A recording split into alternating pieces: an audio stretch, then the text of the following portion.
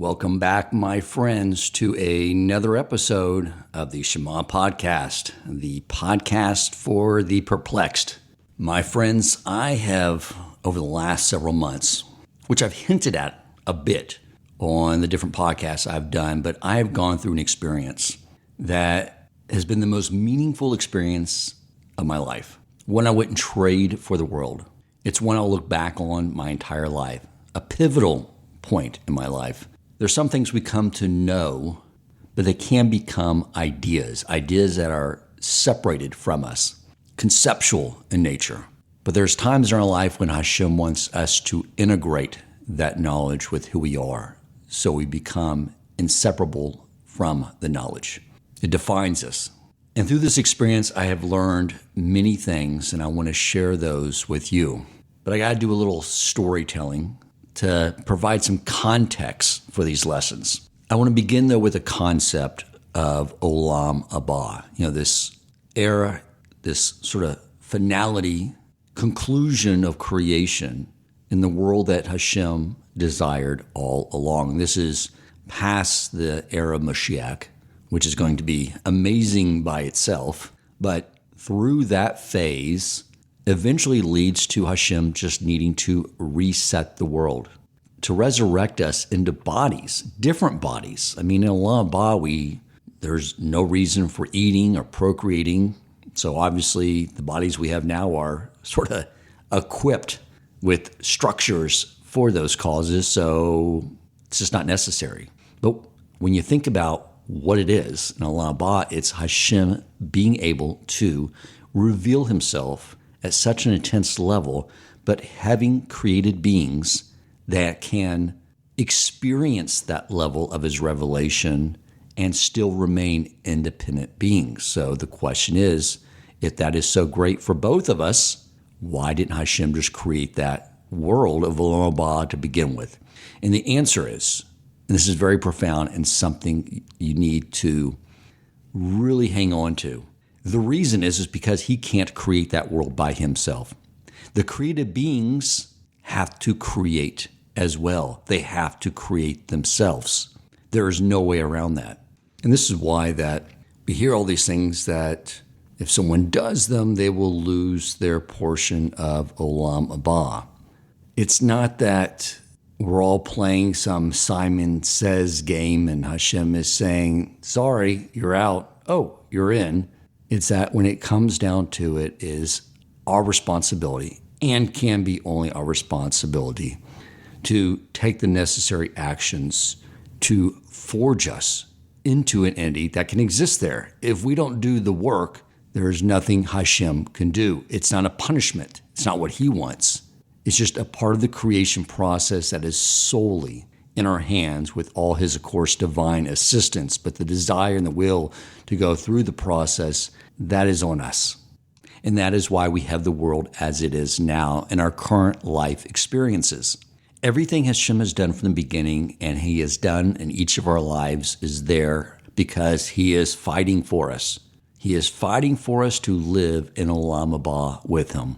And we have to remember that. And we have to fight for it as well. When we are in Olam Haba, I believe, as we look back on our lives, in this iteration of them, that we are each going to have a very special love story with our Creator. That's what this life is about. As gooey and mushy as that may sound to the dudes, it's true. We are each going to have our own love story with our Creator and everything we did to fight for each other, to live in that existence together. However, in this world, it often doesn't feel like that. It feels more like a Rocky Balboa movie. And some of my experiences for the last several months has felt like I've been in the ring with Apollo Creed and Clubber Lang. But fortunately, when the bell rings and I'm beaten up and I go sit back in my corner, I have a group of rabbis there. They're there to coach me and tell me what I'm doing wrong and what I need to do and to get back up and fight. I have many powerful, amazing influences in my life, but over the last couple of months, I want to call out 3 of them and dedicate this episode in their merit. One is Rabbi Aryeh Wolbe. The other is Rabbi Lazenga. And the third is Rabbi Lazer Brody, who really helped sort of take all I had learned from my experiences and from the rabbis and sort of stitched it all together into a cohesive understanding to bring clarity and meaning to everything I was experiencing. So I said I was going to share many lessons with you. So one of those, lesson number one, is get a rabbi if you don't have one. Podcasts are great, but again, having a rabbi means more than listening to them on a podcast. If you don't have one, I mean someone that they're willing to get to know you and you can talk with them regularly and share with them what is going on in your life, that is what you need to succeed in life. And the way to know if you have a good rabbi is if that rabbi has a rabbi themselves and you know they talk to their rabbi on a regular basis as well. So let's begin. Welcome to the Shema Podcast, the podcast for the perplexed, where Torah insights intertwined through personal stories as well as interviews with leading Torah scholars demonstrate the empowering qualities of Torah and mitzvot. For more great Torah learning through Torch, the Torah Outreach Center of Houston, go to torchweb.org. Now to the show. The one reason I did not share these challenges with you earlier is because the purpose of this podcast was always from the beginning, knowing that as far as we need to go ahead of us, there's always people behind us. And I wanted to lead those that were just beginning their journey and share the experience of becoming a Torah observant Jew. And I wanted to share the mistakes I make along the way so you would not have to do the same. But I was concerned about sharing all of what I'm going to share with you today because I didn't want it to sound discouraging. But along this journey, as it sort of has reached a crescendo in the last few months, there was some mistakes I made which I felt necessary to share. And the more I thought about it, I realized that the storyline really has already played out. The conclusion is there. I was just using the wrong metrics for determining so. You know, when every Jew begins their journey, they go through a honeymoon phase. Many of you are experiencing that right now. Those of you who I know, who I converse with, it's a very beautiful time. Just recently, I was listening to Rabbi Aryeh Wolbe's Parsha podcast on Bamidbar, and he was talking about how the Jews, when they were at Mount Sinai, they stood there for the first year to nurture the relationship. Just like a man, once he gets married, is not allowed to go into war for the first year so he can spend time with his wife and build a relationship before he goes into battle. The Jewish people had a year at Mount Sinai before Hashem took them forward through the 42 stops, the 42 challenges to allow them to grow. You know, my honeymoon phase with Hashem was just absolutely remarkable. Not to say that life now is not more remarkable, but it was just different and it was necessary. You know, after I spent that first, 6 months learning the scientific method, whether or not there was a creator, and I spent 6 months studying logical proofs for Torah, I remember like it was yesterday being in my office and telling Hashem, you proved it to me after 3 months, but I just found continuing to study this topic so fascinating. But I'm in, your Torah is true. And I want to begin to study it and do what it says. But I already know something you want me to do. You want me to keep kosher. And so I'm going to begin keeping kosher now.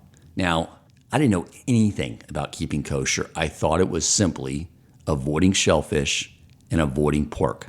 And I remember a few days later going to a restaurant for lunch. I had no idea there was such a thing as a kosher restaurant. Again, I thought kosher was just you avoid those foods and you're hence keeping kosher. And I remember the waitress, after taking my order, came back to the table and said, "Sir, did you want bacon on your cheeseburger?"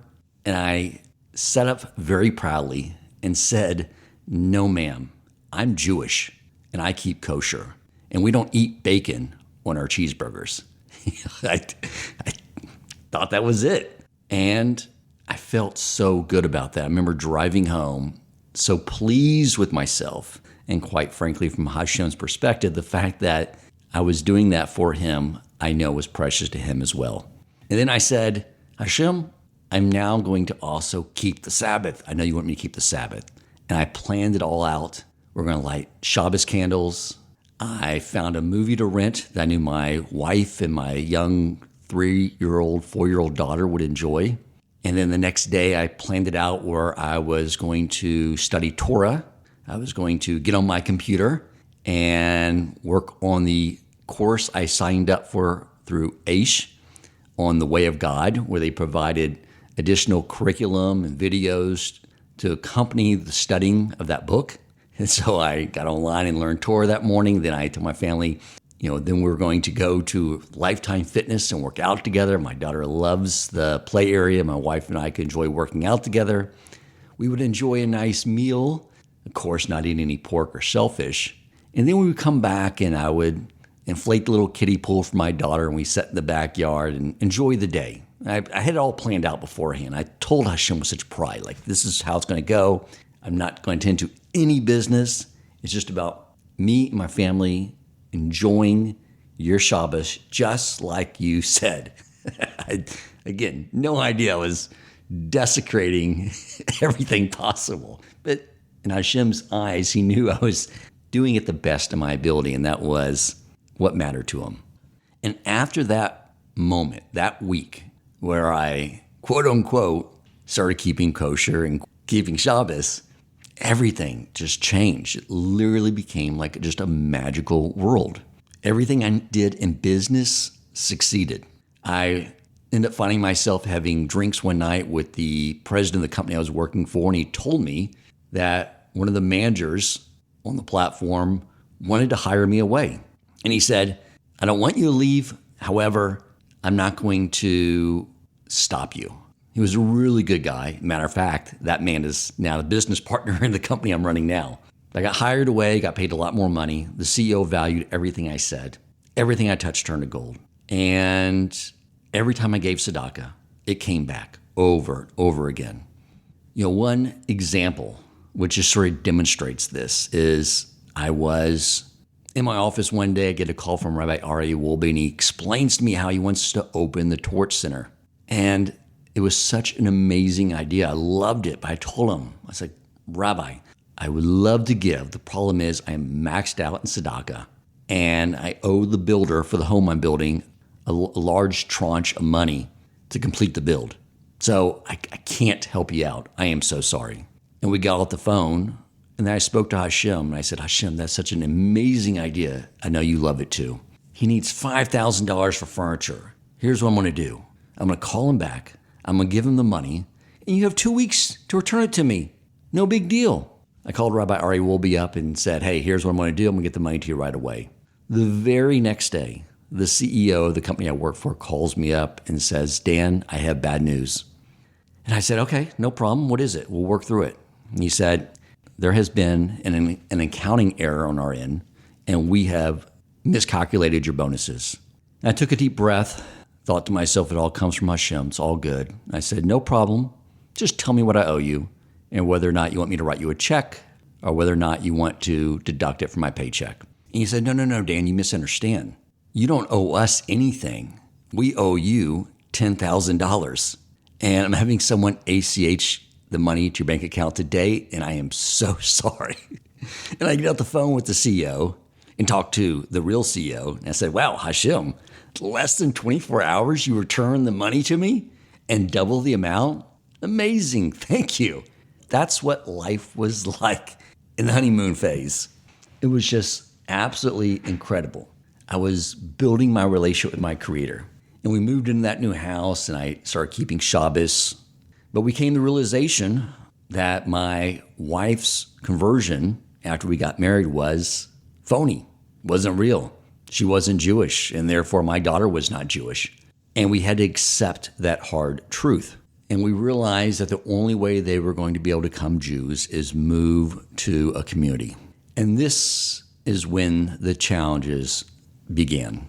I was getting so much resistance from my Yetzer Hara. and what was clearly being orchestrated by the Satan at permission of Hashem. So many stories when I would come to visit the community over Shabbos. As an example, as I was being introduced at shul to people, I met someone, and he said, "Where do you live?" And I said, "Kingwood." And I said very proudly, "But I'm going to be moving here." And he said, "What are you, out of your mind? Kingwood is beautiful. I'm trying to get out of this crime-ridden slum. What are you, nuts? Stay in Kingwood. It's beautiful there. It's safe." It was like that was the messaging I was getting from so many encounters. And then during one experience, I stayed over on Shabbos that led into Shavuos. And that Shabbos, I could not sleep all night. I was having severe shoulder pain. It was keeping me up all night. I could not sleep. And the whole thing was stressing me out because the next night was Shavuos, when you stay up all night studying. And I get up that morning not having slept a wink. And even that afternoon on Shabbos, when I tried to take a nap, I could not sleep. I was just so exhausted. And Shabbos afternoon rolls around, and I start taking supplements like B vitamins and all these things to try to waken myself up so I can somehow participate in the evening of learning and enjoying it. But I was just so exhausted, so worn out physically from not having slept one wink. And finally, we go to shul, and I'm feeling so nauseous and so sick. And from getting all this negative messaging, that I ended up telling Rabbi Cohen, who I was with, I said, "Hey, I'm out." He goes, "What do you mean you're out?" "I'm going home." He goes, "What?" It's like, sorry. Packed my bag, got in my car, and started driving home on Shavuos. Now, I can't tell you how disheartening this was because I've been keeping Shabbos for years. And that year, since Rosh Hashanah, I had kept Yom Tov. I had not driven on Yom Tov, not used technology on Yom Tov. I was so proud of myself. And now it's Shavuos, and I find myself in my car driving home. And I was just heartbroken. And I get home, and the first thing I do is I run into the bathroom and start throwing up. I felt so sick. And when I came out of the bathroom and washed up, my wife and daughter are there, and they're asking me, "What is going on? Why are you home?" I remember we were all sitting on the staircase, and I just told them the whole thing. I said, "Guys, it's not meant to be. We're not supposed to go to a community." I told them about all these different experiences I had. I was like, Hashem does not want us there. And they said, "That's easy for you to say. You're Jewish.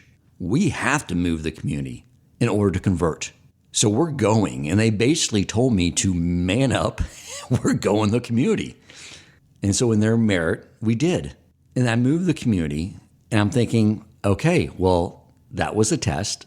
I get it. We're here now.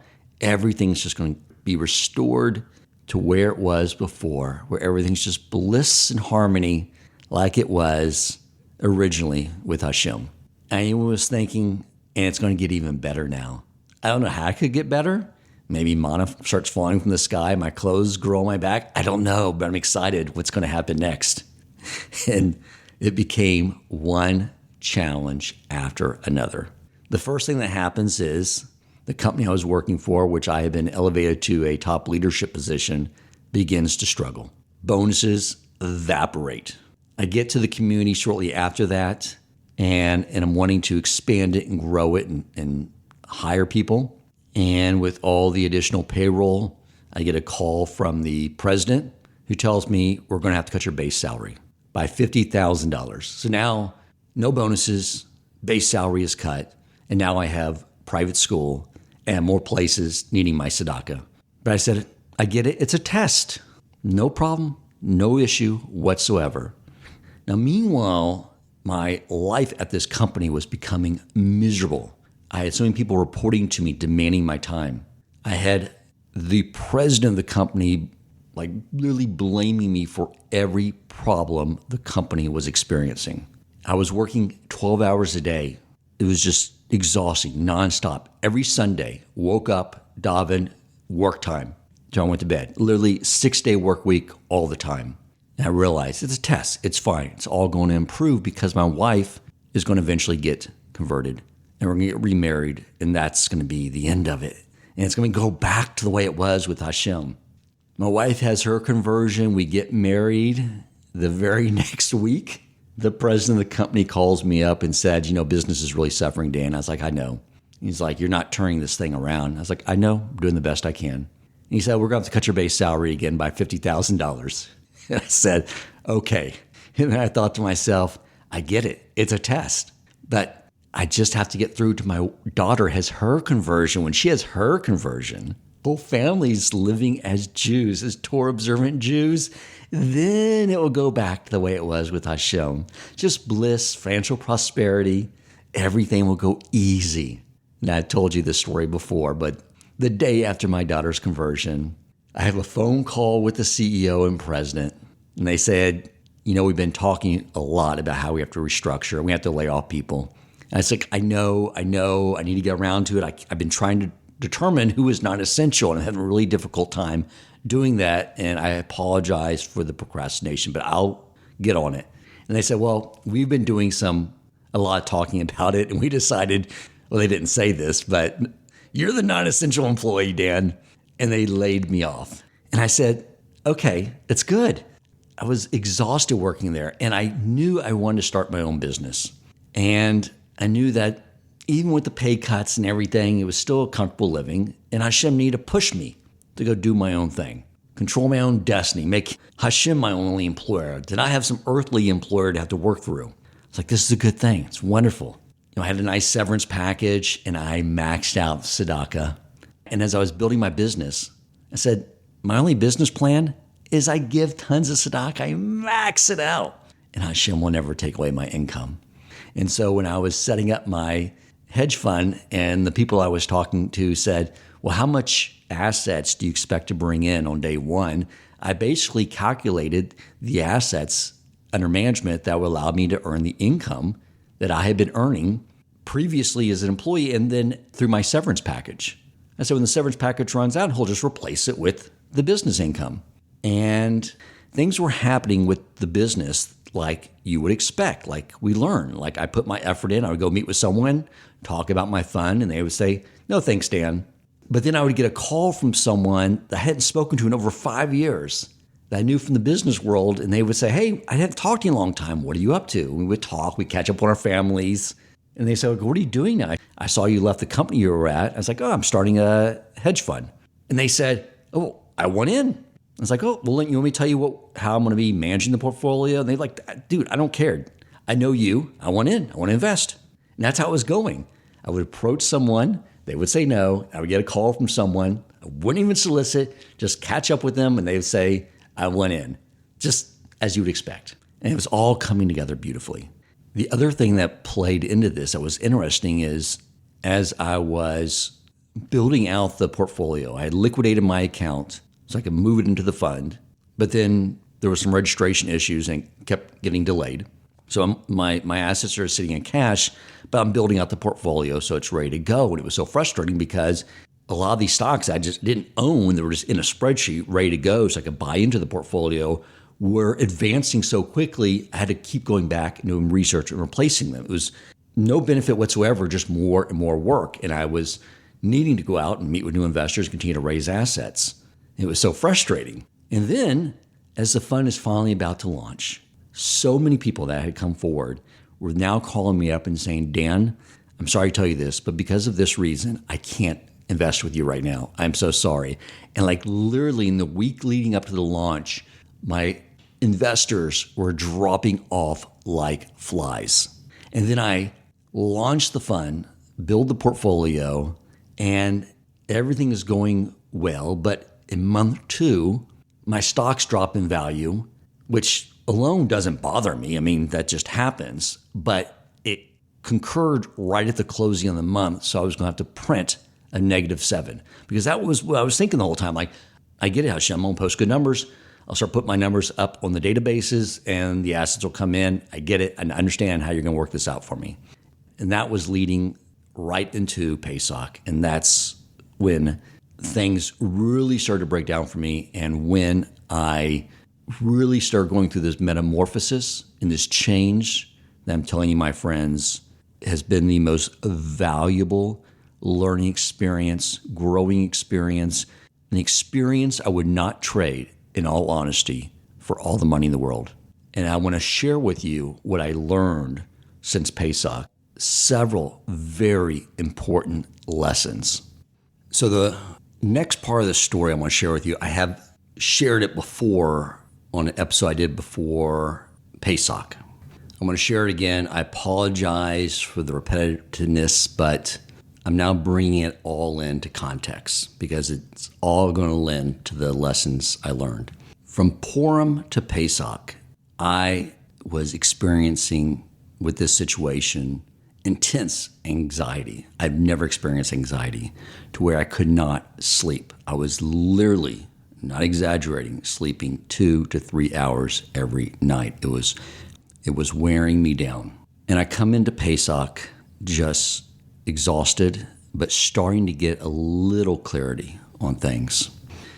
Because one of the things I was coming to grips with is I had no idea, with not enough assets under management, negative performance coming out of the gate, that I had absolutely no idea how I was going to grow my business, which is precisely what Hashem needed me to know, that I just did not know. So we have our Pesach Seder, and it wraps up, of course, late, and my family says after the guests leave, you need to get to bed. You have not been sleeping. You've set your Shabbos alarm for 4 a.m. to go pray nates. You need to go to bed. 2 hours later, I wake up full of anxiety once again. I go outside and just start talking to Hashem like I'm broken. I have nothing. I have no way of being successful. I can only be something with you. You're all I have. And all I am is someone who can choose whether or not he has a desire to serve you or not. That's all I am, just a desire. That's all we are, my friends, is just what we desire in the end. And that is where Hashem needed me to be. Just strip away everything. In the military, they say how they take in candidates, break them down so they can build them back up properly. And that's exactly what Hashem was doing for me, breaking me down to my core essence so he could then begin the process of building me back up. And when I came to that realization, I just became at ease. The anxiety was gone, it dissipated, and I was full of energy, which made no sense. It made no logical sense after such 2 weeks of just such little sleep. I was so energized just from coming to that recognition that I'm nothing, but I can be everything with Hashem, that I just went and learned, intense, focused learning. I went and davened that morning, focused, and it was just an incredible experience. Okay, so here are some very critical lessons that after listening to this whole story, you'll take with you, so you don't repeat the same mistakes I made. 1, during those 2 weeks leading up to Pesach, my mindset was, Hashem, what am I doing wrong? Why are you mad at me? What do I need to fix? And I was doing tremendous introspection every day, reviewing my days, which is a good thing. That is a good habit. I'm glad he really built into me to do that. But I was really thinking I was being punished. It was everything from like, oh, you're mad at me because I'm not concentrating during davening. So then I would go into davening with anxiety about not being able to concentrate, which leads to not being able to concentrate, because every time my mind would get a little distracted, then I would go into I'm messing up instead of just moving forward and grabbing the next set of words in front of you. So this whole idea, and I've seen other people stuck in this rut too, where they say they get a challenge because Hashem puts them in a challenge to take them to the next level, and the mindset is Hashem's mad at me and he's punishing me. That is the most unproductive use of our time, and it's just absolutely not true. The mindset needs to be, 1, what do you want me to learn from this? In a story. And know that it is coming for something very positive. The idea of Hashem testing people like he tested our forefathers was not that Hashem didn't know whether they would pass the test. He knew so. He wants to show the individual that they can pass the test and that there's more in them that they can bring out. So when you get a challenge, it is a tremendous compliment. That's 1. 2, next lesson is when you feel Hashem is putting you in some intense struggle to really break you down, go with it. know that it's there for a purpose. Now, I believe that it's not coincidental that this occurred to me because one of my prayers had been for quite some time, because I had been maxing out tzedakah, and I knew the promise, you max out tzedakah, the 20%, Hashem will make you wealthy. And one of the things I've been praying for is, Hashem, I don't want the wealth if it comes at the risk of me becoming arrogant. Please make sure that that does not happen. I want both. I want utter humility so I can come close to you, and I want the wealth too. Not that any type of substantial wealth will change my life whatsoever, but it'll certainly change those who I give tzedakah to and support. I mean, and if you think about it, like to have tremendous success in business and then become arrogant would have just ruined, destroyed the previous 14 years of efforts I had been putting in to growing as a Jew. And so the truth is, he was simply answering my prayers by really showing me that it all comes from him. It's just, you think about it, it's so beautiful. He was just answering my prayers. So one, these experiences are all out of tremendous love. Remember, it means he is fighting for us to bring us into Olam Haba. The next thing that Rabbi Brody made me aware of, knowing my story, knowing how I approached all this, my entire Yiddishkeit, through the lens of reason and logic, was he got me to understand that your intellect can take you only so far. I mean, let's look at our Torah. Look at what Hashem is telling us by cloaking the laws of Torah in these narratives about our forefathers. I mean, it's absolutely amazing when you contemplate what our forefathers and the Jewish people at Mount Sinai went through. Avraham, the wisest person on the planet since Adam, was promised numerous descendants.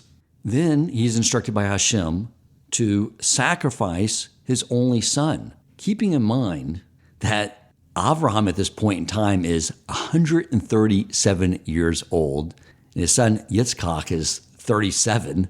So there's two things here. One, you don't hear Avraham ever complaining, and he did not, in any of the sources, say to Hashem, Hashem, this makes no logical sense.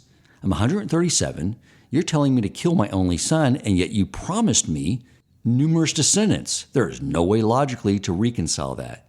Avraham did not do that. His wisdom was one of, I don't need to understand the plans of an infinite creator. Just do as he says. I mean, it's mind-blowing. It's absolutely mind-blowing to think about that. He just, okay. And you think about Yitzchak, a lot of the imagery of the Akedah was that he's some young boy. It's not the case. He was 37 as prime. His father was 137. And he asked his father, what are we going to sacrifice? Avraham tells him, you. What does Yitzchak do? Okay. It's just humbled service. And that is why they are our forefathers. And then you look at Yaakov. He has to flee home. Hashem speaks to him and says, I will totally protect you on your journeys. What's the first thing that happens? Esau's son tries to kill him, and Yaakov has to basically bribe him not to kill him by giving him all his money. So he ends up at Lavan's house broke, and now needing to work for him for 7 years, and end up getting Leah instead of Rachel, and then he has to work for another 7 years because he's broke. But never does he ever question Hashem and say, you promised me, Hashem, that you would protect me, and you haven't. That doesn't happen. That is the whole idea. That is what made them great. That is why we are doing everything in their merit. And that is what Hashem wants from all of us. Just to say, okay, I trust you. That is a relationship. Even the Jews in the wilderness, those 42 stops along the way, they never knew how long it was going to be. It was just the clouds would move, and it was like, time to go. Where are we going? Who knows? Hashem will show us. And that's what prepared them as a people, as a nation. And that is a very powerful idea, and one that if we can allow Hashem to get us to that level where we're not needing to figure out how everything is going to work out, but just take things day by day, that, my friends, brings eternal joy to every day. Think about this. When I look back on my life and I look at every day, you review things, what was the one thing that would cause a bad day? And you can probably say this for yourself. The only thing that is typically ever causes a bad day is when you have moments in your day where you are worrying about the future. The present is always fine. The present, we typically have everything we need. For the vast majority of us, any day was only made not optimal, not full of joy, not because of anything we lacked in that moment, but because of concerns we may lack tomorrow. If you eradicate the worrying about tomorrow and just focus on the day, every day would be amazing. And that is what Hashem is trying to give to us. When we try to fast forward into the future and put our thoughts in the future and try to figure out how everything is going to work out, then we are in the territory of the Yetzer Hara. He has home court advantage when we try to move our state of consciousness and our thoughts to an unknown future. That's where the Yetzer Hara wants us. And that's what Hashem wants us to avoid. Just leave the future up to Hashem. Now, I want to share another mistake I made. Things got better after Pesach, but then there was a date approaching, a date when I needed some money. Things were starting to get lean in the Coleman household. But I had total emunah. He'll provide the money. No issue. Don't worry about it. But that day arrives and there's no money. And at this point, I'm upset. I am angry, really angry. I go into Shabbos and I'm so upset. I can't focus on studying. I couldn't do anything. I was in a bad place. I was mad. And after Shabbos, you already feel a letdown after Shabbos, after that spiritual high. I was already not on a great level to begin with. When I came down after Shabbos, I was so angry at Hashem. I literally did something that I totally regret, and I started yelling. I was in the back patio you are in violation of your Torah. It is required by your Torah that an employer has to pay their employee. Furthermore, you promise in your Torah that if someone gives tzedakah, you will not take away their income. So you are in violation of that area of your Torah as well. And you cannot expect me not to get upset, because in a relationship, this is not how you treat someone.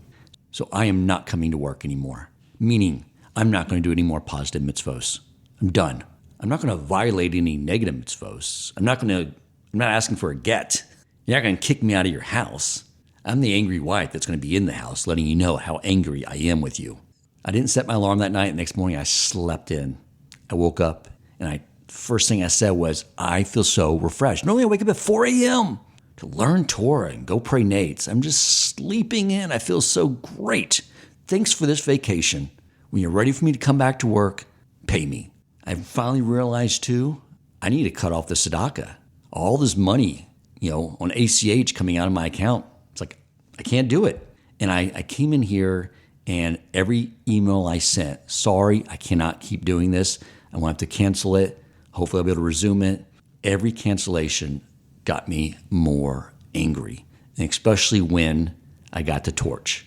And I had to send an email to the administrator, say, cancel my tzedakah. I'm furious at this point. I open up my spreadsheet with my tzedakah, where I have studied diligently the laws of Shulchan Aruch of giving tzedakah, how everything, just like an AS allocation, sector allocation, industry allocation, I have everything broken out by Torah study versus poor locally versus poor in Israel. I have the Torah section broken up into yeshivas versus Jewish outreach, like Torch, like everything in detail. And I said, Hashem, look at this. How could you fire me from this job? If I'm not doing something right, then show me. Show me where I'm not doing something right. But I think I'm doing an excellent job, and you fire me?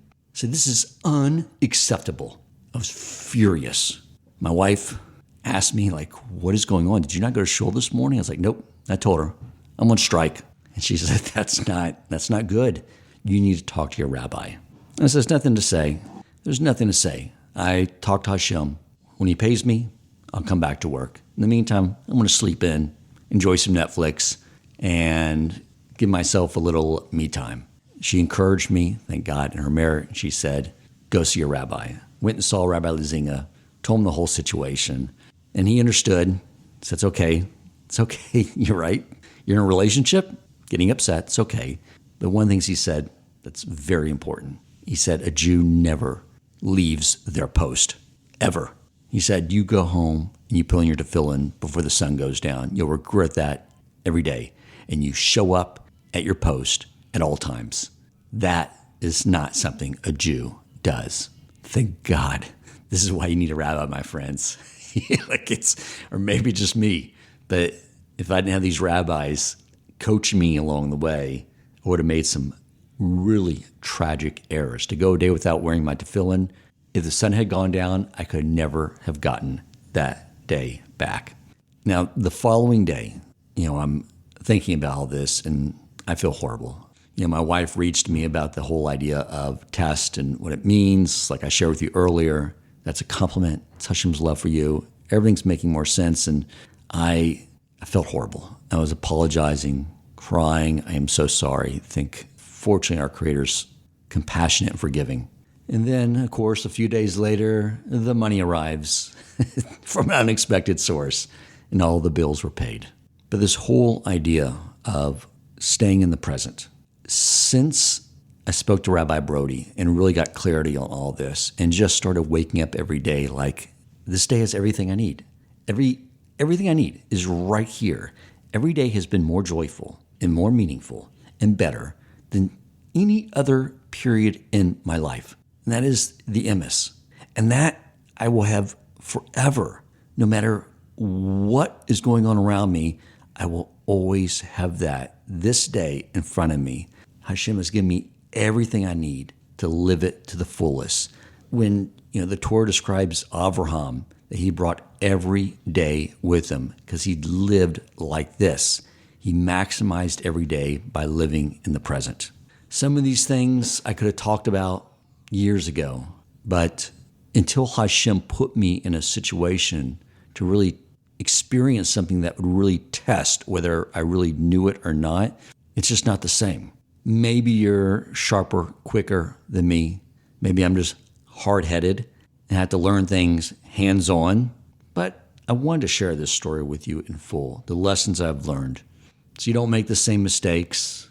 The challenges are going to come to all of us. It's impossible for challenges not to come our way. It's Hashem's way of forging us and fighting for us out of love for us to be in Olam Haba with Him. So when we have our challenges, they will come one after another, each one bringing us to a new level. Take it with joy. Fight through it. Fight back for your Creator. Go to the next level and make your love story with Hashem. If you enjoyed this episode, please consider supporting Torch so they can continue to spread Torah wisdom to the world by making a donation at torchweb.org and clicking donate in the top right corner of the page.